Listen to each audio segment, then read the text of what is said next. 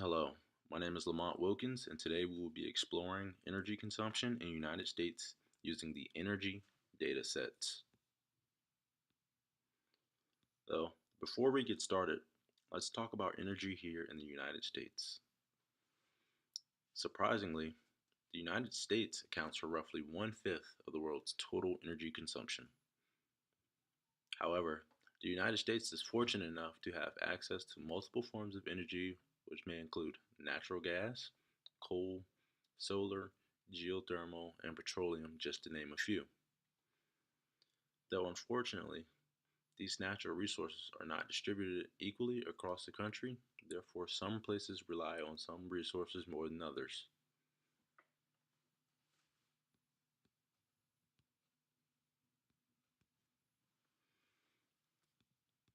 So, first, we started with an abstraction, which is the process of turning real world entities and phenomenon into usable data. In this project, I abstracted data from all states using a 2014 list of energy datasets. Each of these reports has a number of properties relevant to my project to include consumption, which is a dictionary and refers to the usage of a particular resource by Americans. Next, there is residential, which is the category of people using the energy, which in this case would be people in their homes. And last, we have natural gas, which is a float that represents the natural gas consumed in British thermal units, or BTU for short.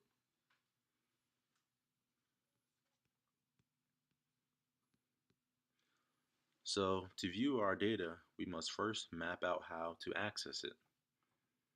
Now, this involves selecting one of the many dictionaries relevant to our data, each of which will contain keys labeled consumption, expenditure, price, production, state, and year.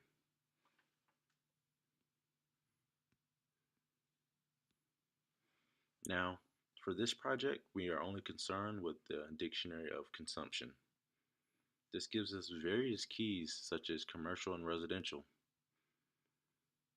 And the final dictionary, residential, gives us the various information we need on the different types of energy usage.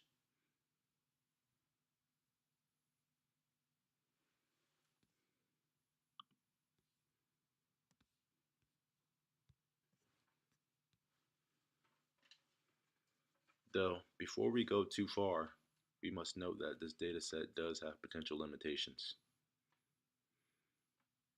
Some of these limitations include that it only gives us a depiction of states as a whole, which may not account for certain cities' over or under usage of certain resources.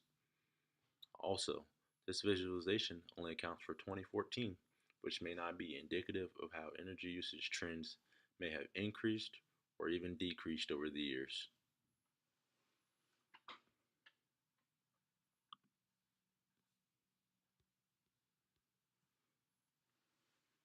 This brings us to the first question, which states, comparatively, what geographic regions in the United States consume the most natural gas in the residential sector in the year 2014?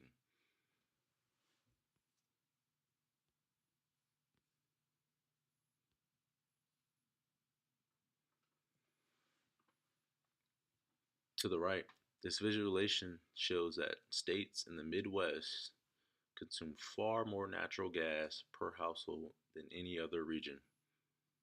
Some of these Midwestern states include Indiana, Illinois, Missouri, Kansas, North, and South Dakota, just to name a few.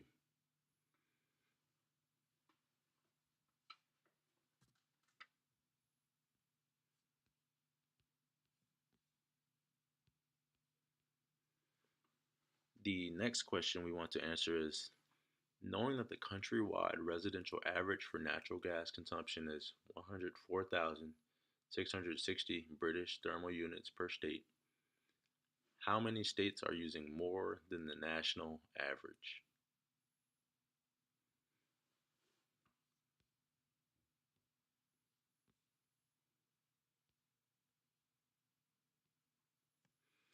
So, based on the visualization of the data, it's apparent that at least 15 individual states consume more natural gas than the national average on a residential basis.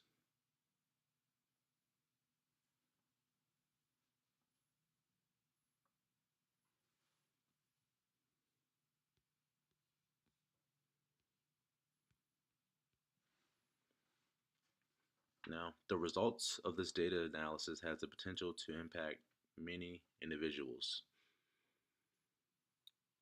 From this project, there are various stakeholders that will be interested in the results of this data analysis. First, we have energy companies, which have vested interest in meeting the demands of its customers and ensuring that they maximize energy output to the necessary places. Next, residents should be informed of what forms of energy their states have to power their needs of their everyday lives and the people who depend on them. And lastly, their city developers should be aware of what powers the cities they govern and should be exploring how to get new alternative forms of energy to power the cities. Now, some potential conflicts may arise. Conflicts could arise between energy companies and residents as they could exponentially raise energy costs that may be disproportional to the demands at the time. City developers could potentially take residential property through eminent domain in order to expand certain energy projects.